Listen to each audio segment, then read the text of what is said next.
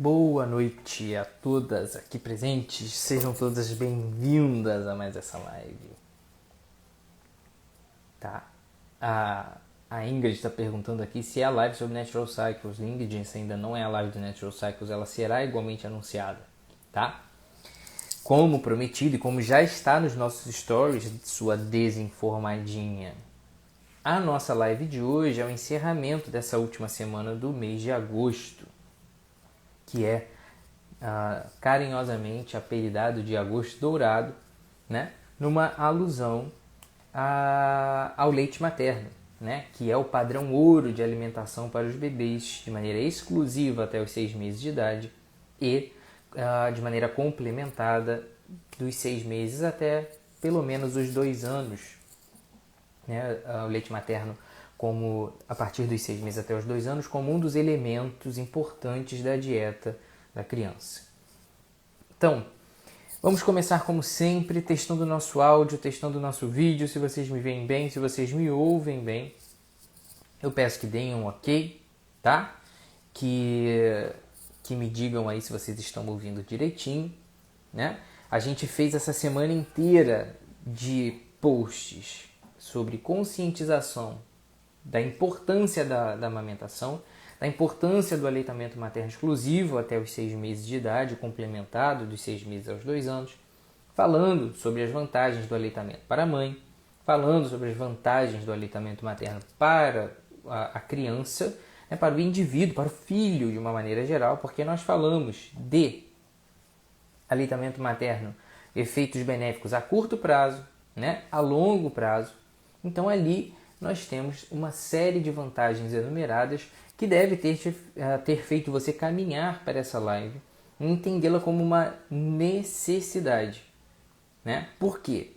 Dentro dessa via que nós percorremos para entender primeiro a importância do aleitamento, né, para a mãe, para o bebê, e os problemas e os mitos mais comuns que vão te atrapalhar na hora de amamentar efetivamente, nós precisamos caminhar naturalmente para essa live para tirar essas dúvidas, para esclarecer, né, certas questões em relação ao aleitamento. Por quê? Nós sabemos que o aleitamento materno exclusivo, né, ele é preconizado pelo Ministério da Saúde, pela Organização Mundial da Saúde, como uma maneira de prevenir doenças e de promover saúde ao mesmo tempo. E que nós deveríamos ter a maioria dos bebês amamentando de maneira exclusiva até os 6 meses de idade, visto que é um alimento extremamente nutritivo, gratuito, né? E disponível facilmente para aquele bebê. E que protege, além de nutrir. Mas a gente sabe que as taxas de aleitamento materno elas são extremamente baixas, né? Nos mais diferentes continentes, nos mais diversos continentes, inclusive aqui no Brasil, que não é uma exceção. E por que isso acontece? Se todo mundo sabe que o amamentar é natural, é melhor e não faz. Isso tem muito a ver com tudo aquilo que nós falamos ontem, sobre os mitos, né? Sobre as mentiras que te contam em relação ao aleitamento, sobre as dicas erradas que te dão, sobre os caminhos errados que você começa a percorrer e acaba se deparando com alguma dificuldade e desiste no meio do caminho. Então, é contra isso que nós vamos lutar aqui hoje, nesses 60 minutinhos, agora 55 minutinhos, de Tira Dúvidas.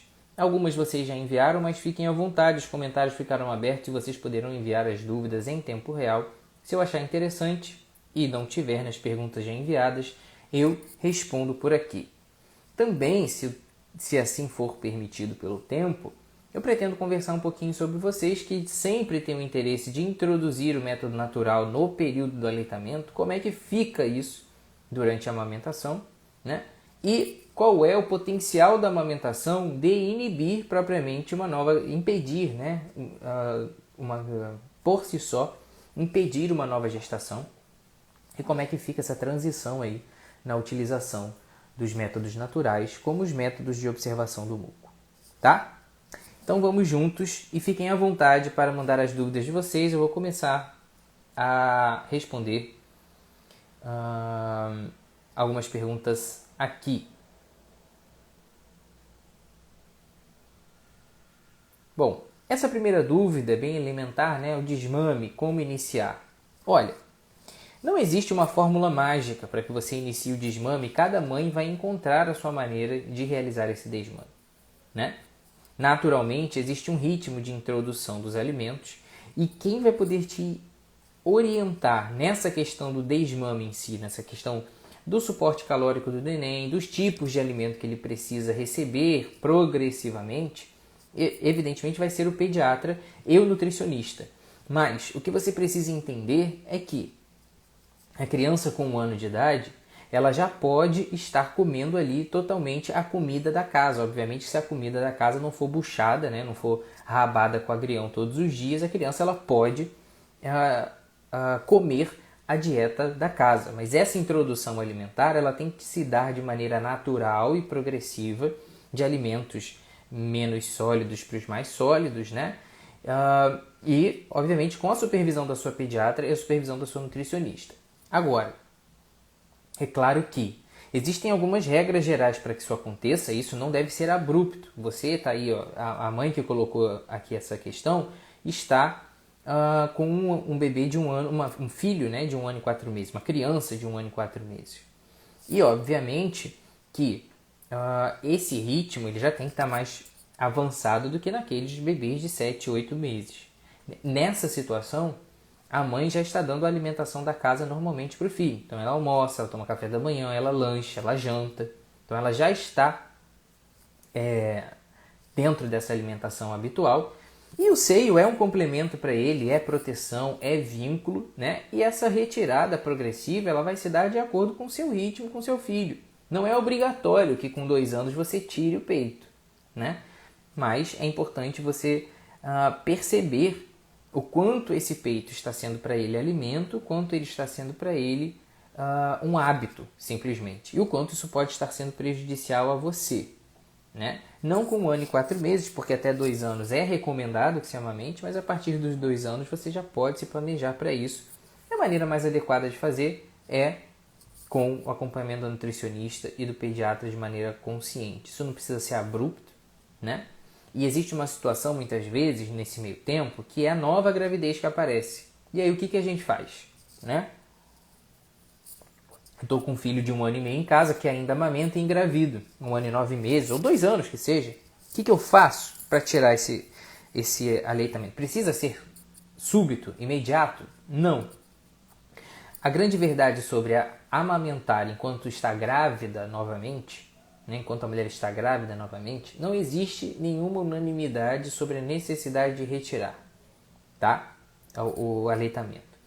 O que se supõe é que o ato de amamentar gera elevação dos níveis de ocitocina.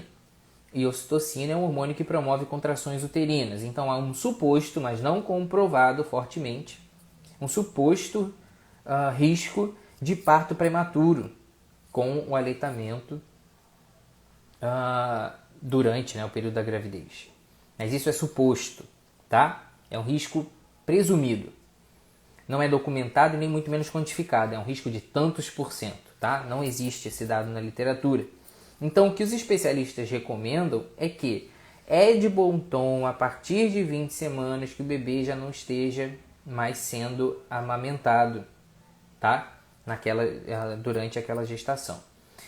Então, você, uma vez que descubra a gestação, consegue fazer esse planejamento na sua cabeça, né? A gente geralmente descobre ali quando vem um atraso, as mais desavisadas 8, 10 semanas, então vamos contar que a gente tem 10 semanas de planejamento para fazer essa retirada progressivamente, tá? Isso tudo baseado numa recomendação geral por um risco suposto, tá bom? Então essa decisão ainda pode ser individualizada junto com o seu obstetra, junto com o seu pediatra, tá? Então vamos lá. Várias perguntas estão surgindo aqui e essa live é sobre aleitamento materno. Estamos encerrando o agosto dourado, tá? Valorizando, conscientizando as mulheres, como você viu nos últimos posts do nosso feed, sobre a importância do aleitamento materno, de promover o aleitamento materno. Então, essa live é para responder sobre aleitamento. Não gaste seus dedos nem seu tempo com perguntas que não sejam referentes a isso.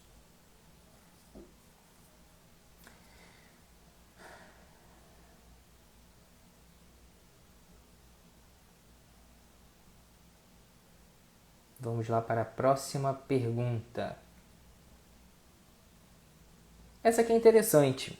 Pode acontecer de uma mama produzir bem pouco leite e a outra o suficiente para o seu bebê? Pode. Isso é um problema? Não. Tá? O que acontece, né? Muitas mulheres percebem essa diferença e se preocupam com isso, acham que tem alguma coisa errada, que precisa amamentar dos dois peitos, e aí insistem muito na amamentação de um lado e esquecem a outra, né? Agora, se isso não for fácil para você, se isso não for um problema para você, né? Se for um problema para você o aleitamento em uma das mamas, você não precisa se preocupar com a situação de que a outra mama está produzindo mais leite e insistir no aleitamento desse lado, tá? Isso não é um problema, isso não vai gerar nenhum prejuízo para o bebê e aquele leite está sendo produzido ali. Se for em quantidade suficiente, ele pode ser feito normalmente, tá bom? Então, nenhuma preocupação nesse sentido, tá? Então vamos lá, vamos continuar aqui as nossas perguntas. Eu estou tentando pescar todas elas aqui para vocês, tá? Tentando já localizá-las, só um minutinho, que a gente está com um olho no padre e outro na missa. Eu cheguei um pouquinho atrasado aqui hoje.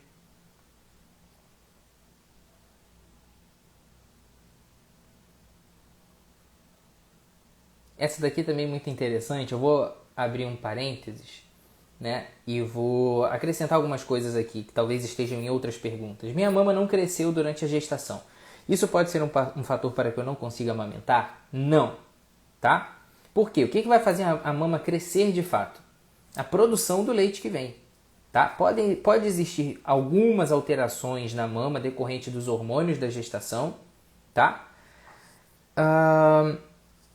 Mas essas alterações elas não serão iguais, né? em todas as circunstâncias, em todas as mulheres. Então, algumas mulheres sentem uma sensibilidade maior na mama, algumas mulheres ficam com a mama com uma areola, né, um pouquinho maior, né? E isso dá a impressão, né, de que ali o mamilo se desenvolveu ou algo desse tipo. Mas isso é uma suscetibilidade individual e não quer dizer que a amamentação será mais fácil para essa mulher que percebeu modificações na mama do que a outra. Igualmente, existe uma certa obsessão por preparar os mamilos para o aleitamento, esfregando toalha nos mamilos para que eles engrossem. Isso é uma loucura, tá? O que mais vai te preparar para o aleitamento materno é conscientização e amparo da equipe profissional da equipe médica, equipe de saúde geral, equipe multidisciplinar que você escolheu para o seu parto e pós-parto. Então, um bom suporte do obstetra, um bom suporte do pediatra, tirando dúvidas, reforçando a importância e fazendo com que você não desista, tá? Então não se preocupe com essas questões prévias ao aleitamento, porque nenhuma delas interfere de maneira decisiva no sucesso do aleitamento em si. A mama vai crescer de fato quando acontecer a apojadura mamária, né? Que é a descida do leite, que a gente fala entre aspas, que é quando as mamas amadurecem de fato nessa produção aumentada e elas crescem de tamanho, tá? Então, basicamente é isso, tá? Não precisa se preocupar com essas alterações da mama. Tem algumas mulheres que ficam com uma rede vascular mais aparente na mama, né? Aquelas veiazinhas verdinhas mesmo que aparecem na mama mais distendida, tá? Isso não é obrigatório. E as pessoas que têm esse desenvolvimento mais evidente, elas não necessariamente vão ter mais facilidade para amamentar, tá? Então vamos continuar. Aqui, olha só, tem tudo a ver com isso aqui, ó. Passar ou não passar bucha vegetal no seio durante a amamentação. Não há qualquer necessidade de se fazer isso. Não há nada que você faça que vai engrossar o mamilo, que vai tornar o mamilo mais áspero e mais resistente, tá? Às feridas, às fissuras no aleitamento. O que vai fazer você evitar de fato machucado na mama, fissura na mama e mastite em consequência disso? O que vai fazer? Se preparar adequadamente e ser orientado durante o processo de amamentação para que a pega e a posição sejam adequados. O bebê só machuca a mama quando ele suga e não ordenha, tá?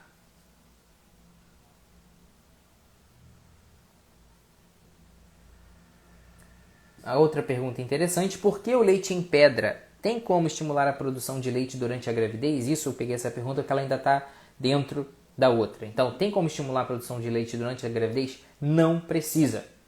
3 a 5 dias após o parto, a mulher sente a mama aumentar de volume devido a um verdadeiro, a um real aumento da produção de leite, tá?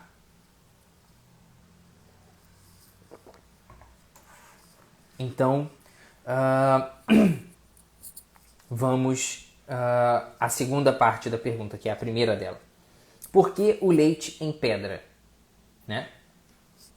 Então, o leite em pedra, né, a gente sente ele mais duro na mama. Na verdade, ele não está empedrado, de fato, isso é uma denominação popular. Ele só está acumulado ali e ele está tão concentrado ali, tão denso na mama, que ele tem aquele aspecto endurecido, mas na verdade aquilo nada mais é do que leite empedrado, leite acumulado.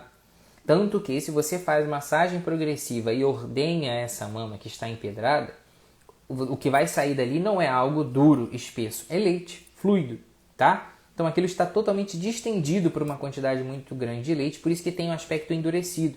Mas como é que você tira essa pedra? Você ordenha a mama. Vai fazer movimentos circulares em volta da mama, preparando essa mama para ser ordenhada. Depois da mama devidamente preparada por essa massagem em volta dela toda, com movimentos circulares, aumentando, investindo mais nas áreas mais empedradas. Por quê? Essa massagem mobiliza o leite pelos ductos mamários, tá?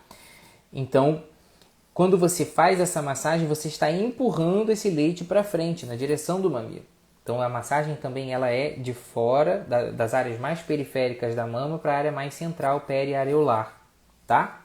Então você vai fazendo essa massagem, que seriam de fora para dentro, mais ou menos, e vai estimulando essa mama até que você faça a ordenha, e a ordenha com aquele movimento em C, né? Aquela mão em concha, pegando ali aquela parte, não da ponta do mamilo, né? Aquela parte da areola ali, e você vai fazendo a expressão daquela região, apertando e jogando para frente, como se você estivesse, na comparação horrível, mas necessária para que você entenda, que você está ordenhando, que nem a gente faz com a teta da vaca, a gente faz nos seios, tá? Empurrando para frente, trazendo o leite. Isso é muito importante entender, que o movimento é de ordenha, não é de sucção, tá? O mamilo não é um canudinho, tá? Ele é um seio que precisa ser ordenhado. Eu vou te explicar por quê. Então está explicado essa questão do leite empedrado.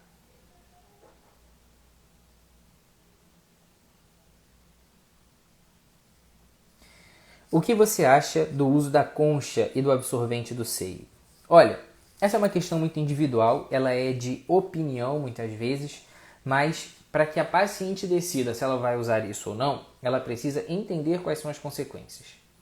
Esse bico de silicone, essa concha de silicone, ela é, por mais que ela seja furadinha, ela é aquele dispositivo que tem um buraquinho e que você encaixa ela no peito, e ali aquele leite que você vai produzindo vai descendo e se acumulando ali e não te suja.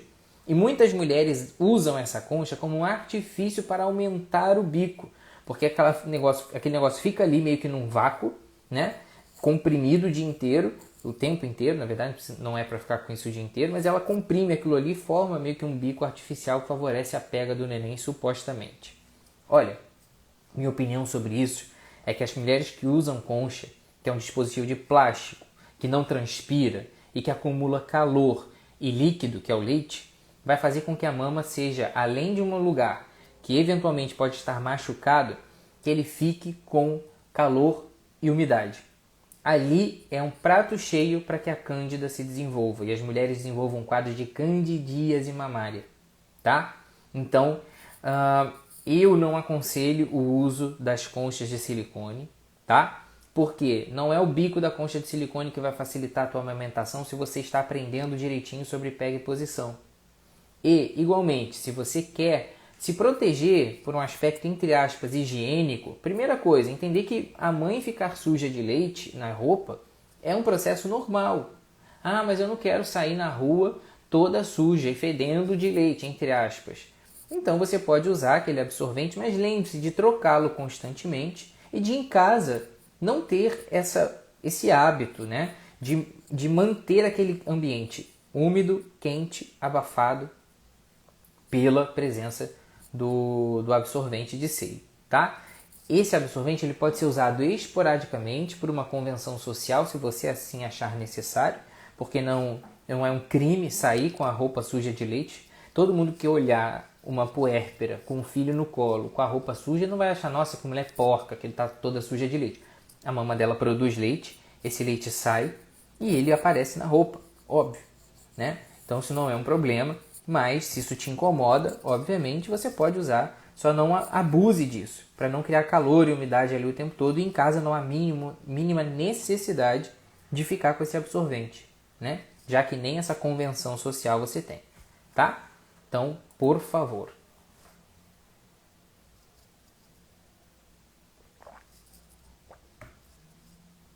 Vamos seguir. Pomadas para seios são realmente eficazes? Essa pergunta é muito interessante, porque desde sempre todo mundo já começa prescrevendo aquele creminho de lanolina, né? Na expectativa de que aquilo seja cicatrizante e melhore a recuperação das fissuras, ou previna as fissuras em si. Não existe de fato uma evidência forte de que isso previna a fissura, tá?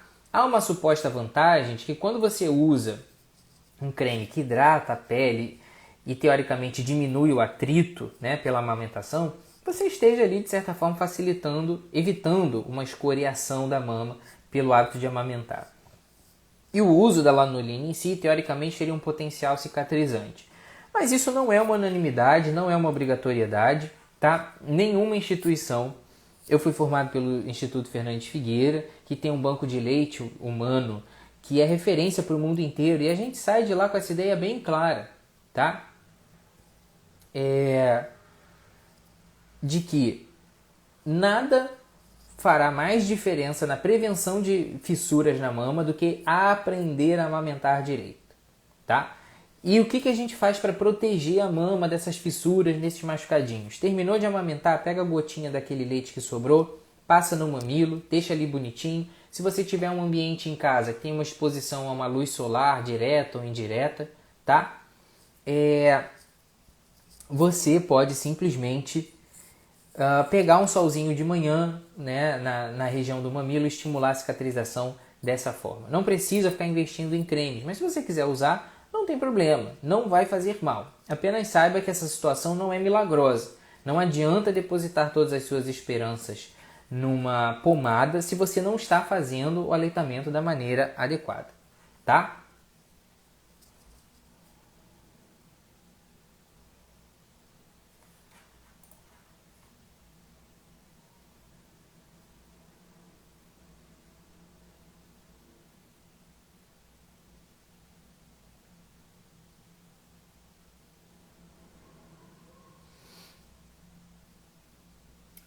Essa daqui também é muito legal, tem a ver com o que eu acabei de fazer, tá? Preparo nos mamilos, banho de luz, por exemplo, para evitar fissuras, existe, tá? Esse pegar o sol que eu estou falando aqui não é para prevenir fissura, é para ajudar na cicatrização quando a gente tem uma lesão na mama, tá bom? Então não sei se ficou claro, mas é isso, tá? Essa é muito interessante. Prótese mamária interfere na amamentação? Depende muito da técnica que você utilizou, né? Aquelas técnicas em que não há, em que não se disseca o tecido mamário por si só e que a prótese é colocada por trás do tecido mamário, elas a princípio elas não vão interferir nesse seu potencial de amamentar. Agora, claro, a gente tem que saber o que foi feito, se foi só a prótese, se teve alguma outra espécie de cirurgia, né? Alguma outra plástica na mama em si, tá? Então isso tudo depende muito do tipo de cirurgia que você fez. Como é que eu vou saber isso, né? O ideal é que você converse com o seu médico e fale para ele, com o cirurgião que vai te operar ou que já te operou, se ele já te operou, você vai se aconselhar com ele em relação à técnica utilizada. Se você vai ser operada, Você tem que conversar com ele. Olha, o meu desejo é que eu amamente de fato, tá? Meu desejo é amamentar os meus futuros filhos de fato. Então você, por favor, utilize uma técnica dentro do que for possível que interfira o mínimo possível na minha amamentação, tá?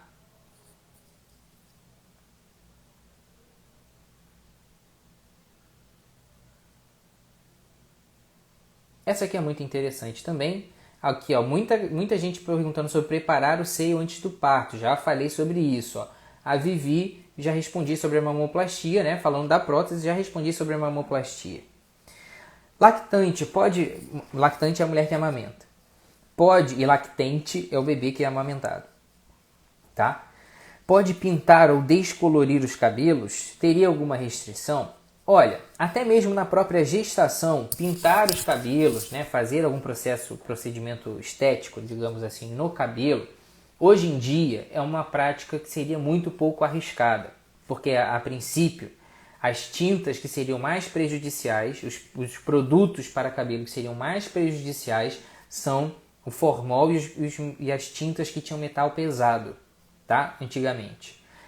Teoricamente, as tintas hoje em dia não têm isso, o que torna elas bem mais seguras para serem usadas durante a gestação e o período de aleitamento. E o formol, igualmente, a gente espera que todos os produtos sejam honestos no seu rótulo para dizer se tem formol ou não na fórmula e serem igualmente evitados. Por uma questão de bom senso, a gente não tem, obviamente, de ética, a gente não tem estudos em grávidas expondo os filhos a concentração alta, né, os bebês a altas concentrações de produtos cosméticos, né, para que seja avaliado se isso causa alguma malformação ou doença nesses bebês, nesses fetos e nesses bebês depois de nascidos. Então, entenda, não há uma restrição clara e objetiva sobre não pintar o cabelo ou fazer procedimentos estéticos na gestação e no aleitamento.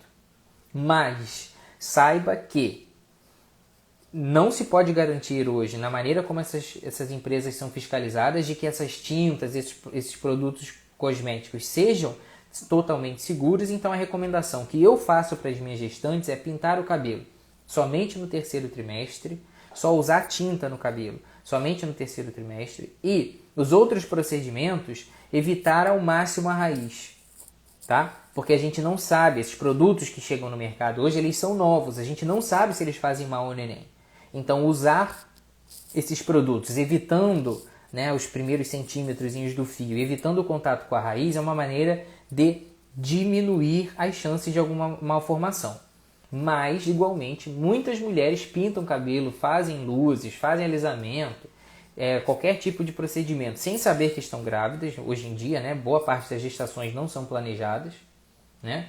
E, igualmente, a gente não tem aí uma epidemia de malformações ou de doenças, né? Então, a gente supõe que a tinta e os outros produtos, como são utilizados hoje em dia, eles sejam propriamente seguros, mas, por precaução, é bom evitar.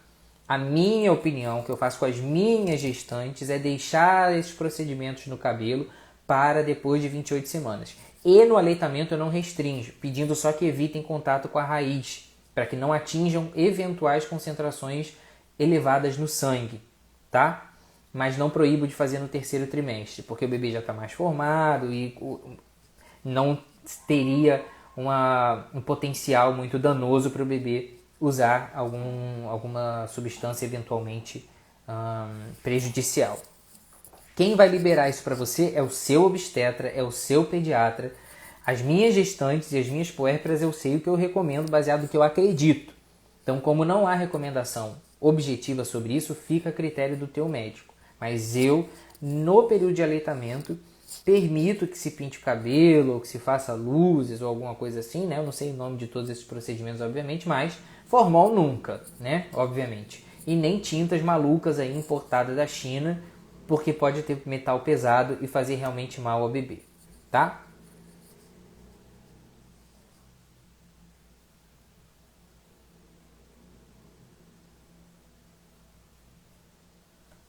Essa pergunta aqui é muito boa e tem tudo a ver com o que eu quero falar para vocês agora. Por que quando se está amamentando pode acontecer de não menstruar, tá? A Cristina deve ter entrado agora e está desavisada. Essa foi a primeira pergunta, uma das primeiras perguntas que eu respondi, tá, Cristina? Quando terminar a live, você dá uma voltada lá no IGTV e vê o começo. Porque quando você... E seja bem-vinda, um beijo para você. Não quis ser grosseiro, só tô te situando aí, beleza? Seja bem-vinda, acompanha daqui para frente, não perca nada. Porque quando você está amamentando pode acontecer de não menstruar? Veja, esse é o motivo pelo qual o aleitamento em si, ele constitui um método contraceptivo. Por quê? Porque o aleitamento materno aumenta os níveis de prolactina. É o hormônio que está relacionado à produção do leite. Prolactina, que já é alto na gestação. Por isso que algumas mulheres já produzem leite. Tá? Mesmo que não estejam amamentando, pinga leite às vezes na gestação. Após o parto, quando ela começa a amamentar, essa concentração de prolactina sobe consideravelmente. E a prolactina inibe a hipófise, que é a glândula que produz os hormônios que regem o ciclo menstrual da mulher e estimulam o ovário a produzir estrogênio e progesterona. Né? A hipófise produz FSH e LH, e esses hormônios que participam do processo de ovulação. Quando a prolactina está alta, a hipófise está inibida na produção dos outros hormônios. E o seu ovário fica lá quietinho.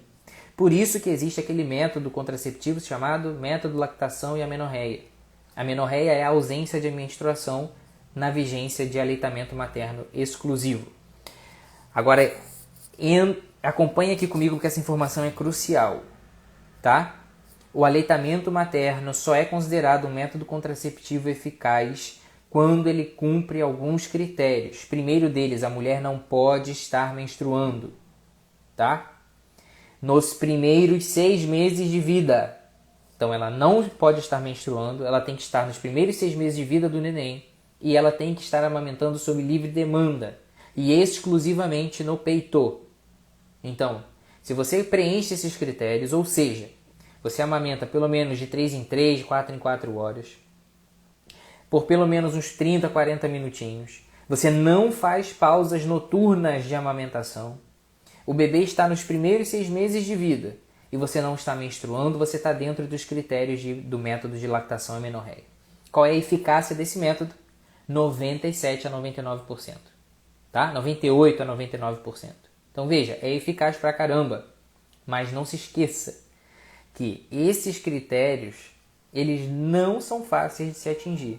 Então tem mulheres que eventualmente estão em aleitamento materno exclusivo nos primeiros 3 meses de vida do neném, não pausam a amamentação à noite e voltam a menstruar. Voltou a menstruar, mesmo que você esteja cumprindo todos os outros critérios, você não está mais nesse grupo que está evitando o aleitamento, a gestação de maneira confiável. Aí você precisa recorrer ao outro método. Vou falar sobre o uso dos métodos naturais no aleitamento, se der tempo. Senão fica para outra live, tá? A gente já tem live de Natural Cycles pendente e podemos fazer uma live sobre a amamentação e espaçamento de gestação, tá? Então, por exemplo, uma deixa que eu já vou dar para vocês em relação a esse assunto. Estou amamentando sob livre demanda, tudo bonitinho, não pauso à noite. Todos os primeiros 6 meses de vida do neném, tá tudo bonitinho e não estou menstruando. Do nada, o bebê ficou doente. Começou a perturbar toda a minha rotina. Tá mamando no copinho por um determinado motivo, o complemento, tá usando complemento, ou foi para o hospital e ficou internado, e o aleitamento espaçou. Ou eu fiquei doente, mãe, fiquei doente, não estou conseguindo amamentar no mesmo ritmo, o bebê está tomando fórmula em algum momento. Ou eu estou ordenhando a mama, deixando o leite guardado e dando para ele, porque eu não estou em condições de amamentar. Né? Ou viajamos, saímos da rotina e o bebê precisou ficar um tempo sem amamentar, né?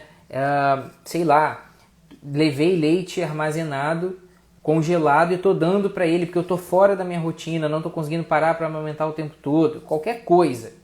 Ou ainda, o bebê começou a dormir a noite inteira, então eu não estou mais acordando ele, porque ele dorme a noite inteira, eu dou o peito de noite, acordo de manhã e dou o peito de novo.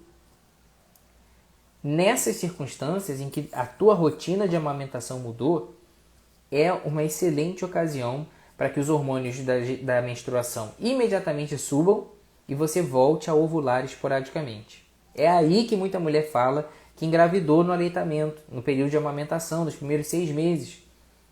Todo mundo disse para ela que ela não ia engravidar com certeza, porque o bebê estava mamando só peito, e ela engravidou. Por quê? Porque não cumpriu esses critérios. Então fique de olho. Seu filho introduziu alimento precocemente, vai voltar a ovular.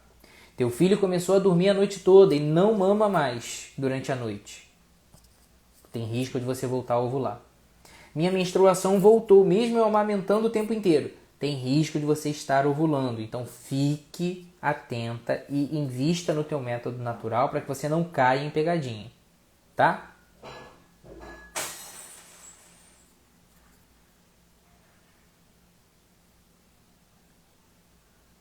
Vamos para mais uma pergunta. Gente, muita pergunta de como preparar o seio. Já disse, não precisa. Aqui, gestante pode amamentar. Também já falei sobre.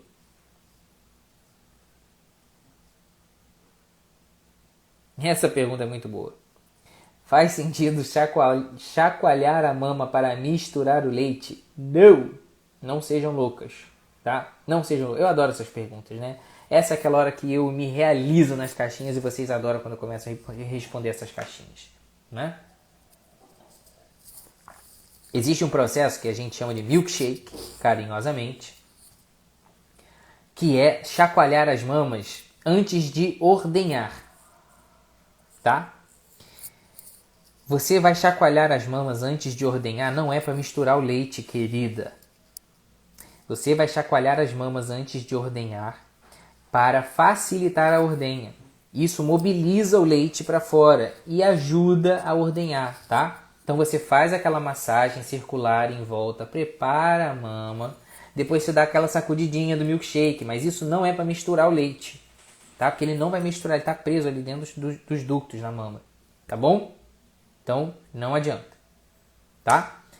Esse processo de milkshake é só para ajudar a esvaziar a mama quando você vai drenar a mama que está muito cheia, beleza? Por que eu digo isso? O leite tem diferentes constituições no início da mamada e no final. Você não vai conseguir misturar o leite sacudindo as suas mamas compulsivamente, tá? O que você vai fazer para que seu bebê mame todos os tipos de leite? Fazer com que ele amamente o tempo suficiente para esvaziar a mama. Então, começou a dar o leite, você vai ver que ele é um leite anterior, ele é um leite que tem menos gordura, que tem alguns tipos de nutrientes específicos. O leite posterior tem um pouquinho mais de gordura, né? Um pouquinho de outros componentes que vão terminar de nutrir esse bebê. E muitas vezes deixá-lo saciado por mais tempo. Então, quanto tempo eu tenho que dar de peito em cada mamada que eu dou? O tempo da sua mama ter sido esvaziada. Essa é a dica de que você amamentou propriamente, né? Você esvaziou a mama, o bebê está satisfeito, tirou aquela soneca boa, pleno, né? Naquela risadinha já de canto da boca, tipo, estou satisfeito, né? Que pratão que eu bati agora e vou dormir, né? Então a mama tem que estar vazia para que você alimente o seu bebê com todos os tipos de leite. Não adianta sacudir antes que não vai sair leite misturado ali, reforçado, tá?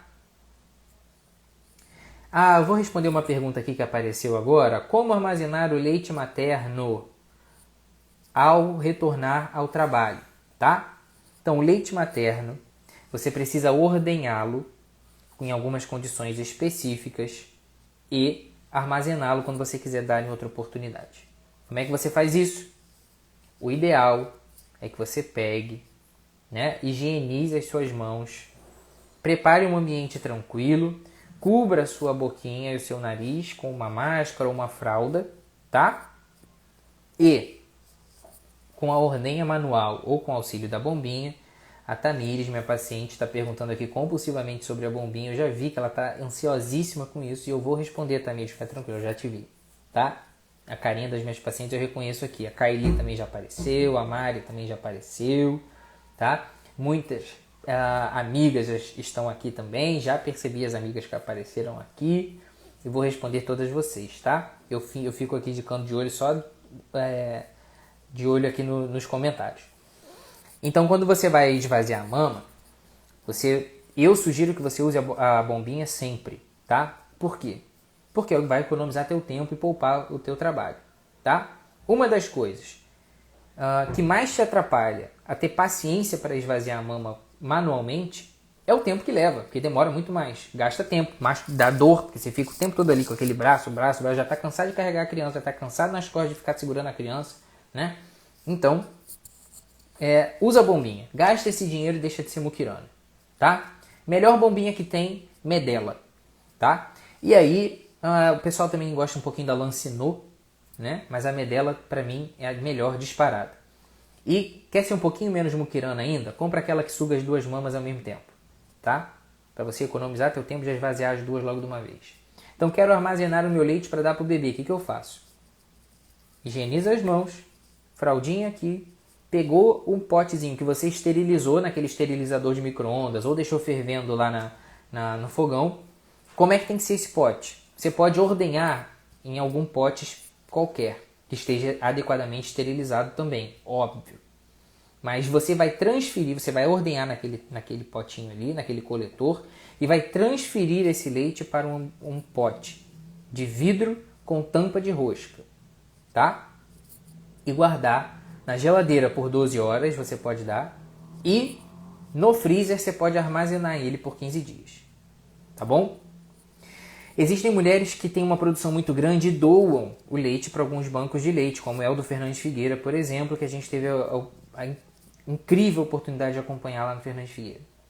Então, lá você vai ter regras específicas sobre os potes que você vai usar, os potes que você vai doar, tá? Então, existe toda uma outra rotina relacionada ao rigor do armazenamento do leite para fins de banco de leite, para você dar para outras pessoas. Para você fazer isso, né, em casa, você vai simplesmente higienizar a mão, vai proteger o rosto para eventualmente não contaminar aquele leite, vai ordenhar no potinho, armazenar num pote de vidro esterilizado com tampa de rosca no freezer. 15 dias. E como é que eu vou usar esse leite congelado? Você vai descongelar em banho-maria.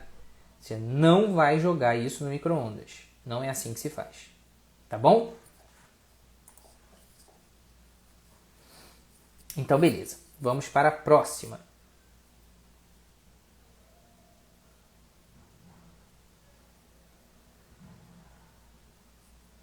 Essa aqui é maravilhosa. Tem tudo a ver também com essa situação desesperadora do pós-parto. Por que o neném chora mamando? 1 mês e 15 dias. Meu amor, deixa eu te explicar uma coisa. O teu bebê vai chorar mamando, deitado, sentado, em pé, de cabeça para cima, de cabeça para baixo, de olho aberto, de olho fechado. Ele vai chorar o tempo todo. É tudo novo para ele, tá? Esse bebê ainda está amadurecendo a flora intestinal, tá? Esse bebê ainda está amadurecendo a flora intestinal. Então, veja, ele vai sofrer desconforto com gases, ele vai sofrer desconforto com qualquer situação diferente que ele tenha que lidar no ambiente. E a reação dele é chorar. Se ele estiver com frio, se ele estiver com medo, se ele estiver assustado, se ele estiver com fome, se ele já tiver comido, se ele tiver com vontade de fazer cocô, se ele já tiver feito cocô, se ele tiver com vontade de fazer xixi, se ele já tiver feito xixi, se ele sentir qualquer coisa diferente, ele vai chorar. E o que você vai fazer para acalmá-lo? Colocar no teu colinho e eventualmente você vai dar o peito. Ah, mas eu vou acostumar mal meu filho? Acostumar mal o quê? Se não existe coisa melhor para você acostumar o seu filho com o fato de que ele precisa perceber que, quando ele está se sentindo em perigo, existe uma mulher que tem um cheirinho gostoso, um alimento gostoso, que o ampara em todos os momentos de dificuldade. Então parem com essa neura, tá? De que eu não vou ficar dando peito para o meu filho toda hora porque ele vai ficar mal acostumado. Ele vai ficar mal acostumado a ser amado, não tem nenhum problema nisso, tá? Peito acalma, sim. É melhor o peito do que a chupeta.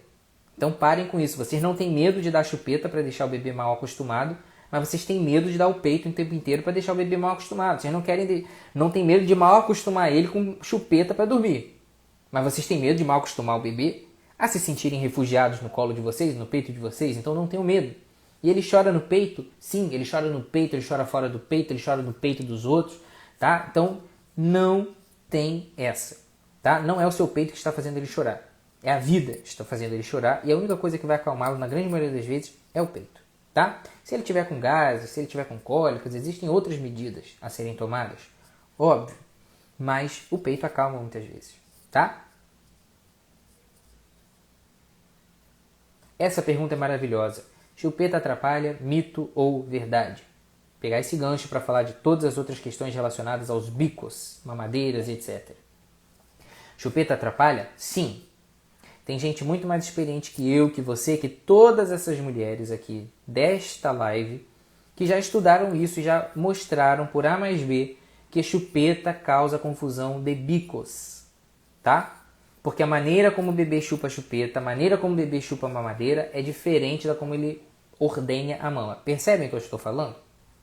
Chupa a chupeta, chupa a mamadeira, ordenha a mama. Então aqui nós vamos introduzir esse conhecimento fundamental. O bebê não suga o leite. A gente tem a mania de falar isso. A sucção do bebê.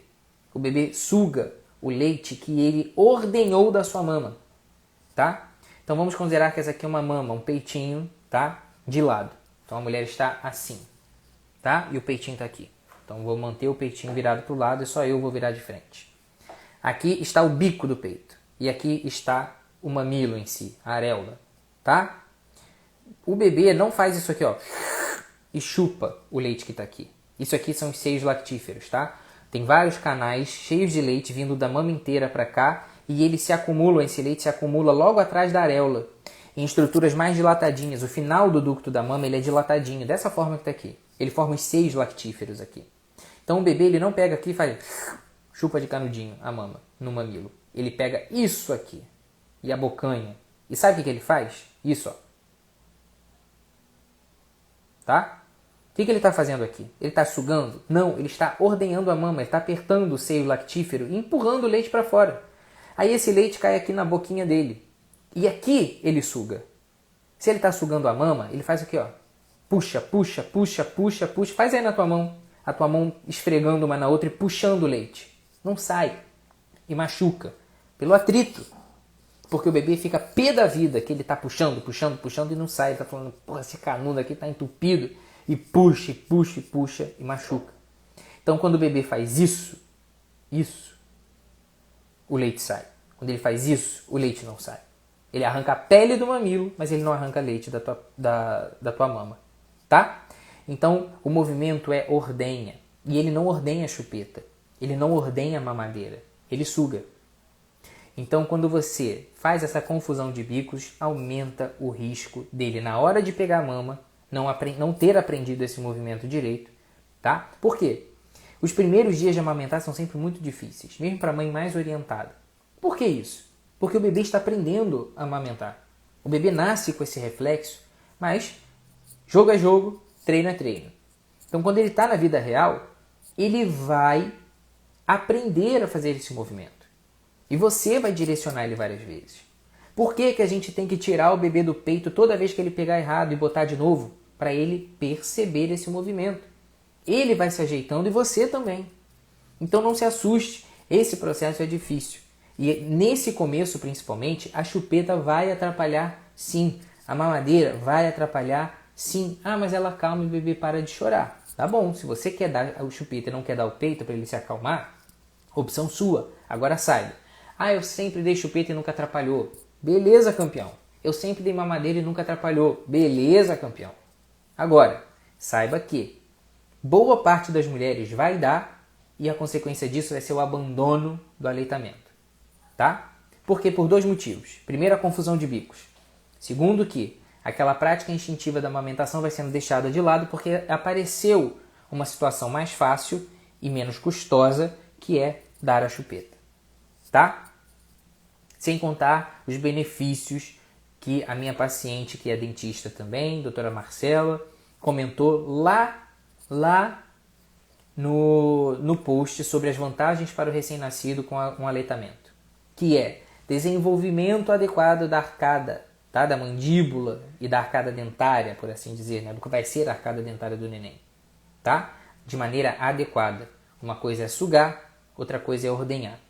Então, o movimento que molda a boquinha do bebê da maneira adequada, para que depois não fique dentuço, depois não fique com a boca torta, é o aleitamento materno, tá? Chupetas e bicos prejudicam, sim. Algumas mulheres eventualmente não vão sentir esse prejuízo. São mulheres sortudas, tá? Outras serão drasticamente prejudicadas por essa prática.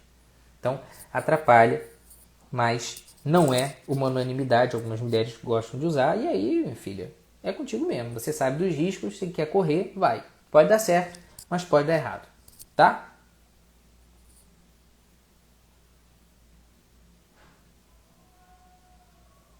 Gente, é muita pergunta sobre preparar o seio na amamentação. Ah, aqui ó, a pergunta da minha paciente aparecendo aqui também. Obviamente que essas dúvidas todas se repetem. É necessário a bombinha? Eu recomendo fortemente a bombinha, tá? Eu recomendo fortemente a bombinha. Para de muquiranagem, porque você gastou uma fortuna com chá de bebê.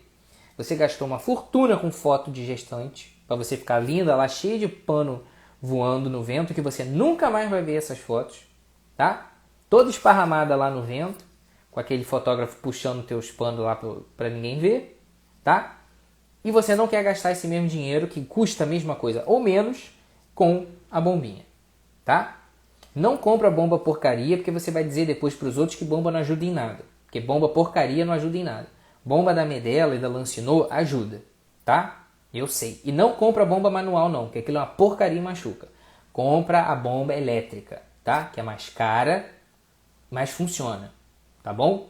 Porque a bombinha, inclusive, ela tem a função de preparar e a função sugar, ordenhar, na verdade. Então ela faz o vácuo lento, progressivo, gentil e tira leite mesmo. Minha esposa tirava 150 ml numa tacada só, tá? Então funciona e ajuda muito.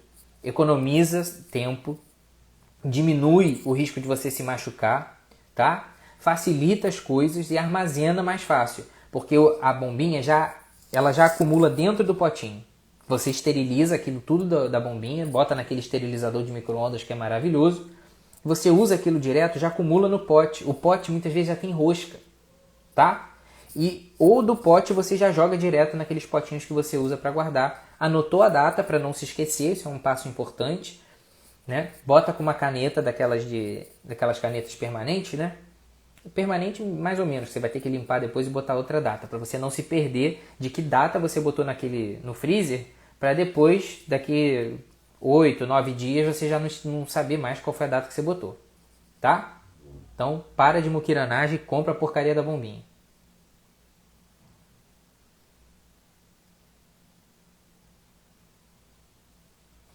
Primeiro sintoma de gravidez amamentando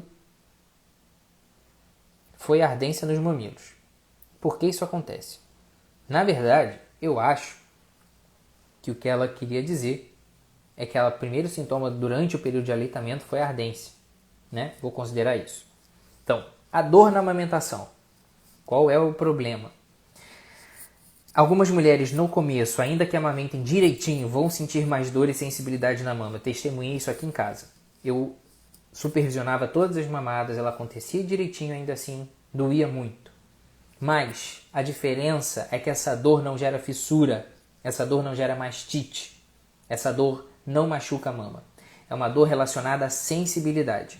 Então, se não está acontecendo lesão na mama, mas eventualmente há uma sensibilidade que dói, isso pode ser normal, mas só uma supervisão, só amamentar com seu obstetra ou seu pediatra olhando, a sua enfermeira de amamentação olhando, só elas vão poder te dizer se isso está correto ou não. Mas a dor tem que ser sempre um sinal de alerta de que pode ter algo errado na pega e na posição.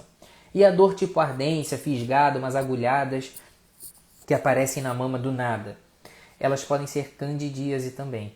Então, por isso, na presença de dor para amamentar, você tem sempre que recorrer a um profissional de saúde para ser orientado, para ver se não tem candidíase, tá bom?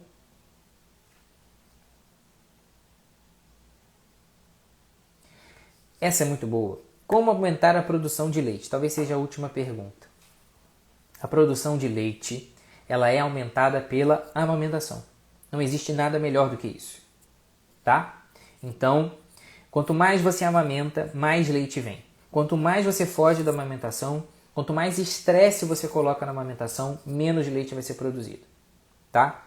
Então, amamente sempre, com frequência e beba muita água, porque isso estimula a produção de leite também. Quanto mais você espaça a gestação, a amamentação, quanto mais você deixa a amamentação de lado, menos estímulo para prolactina e para ocitocina você tem.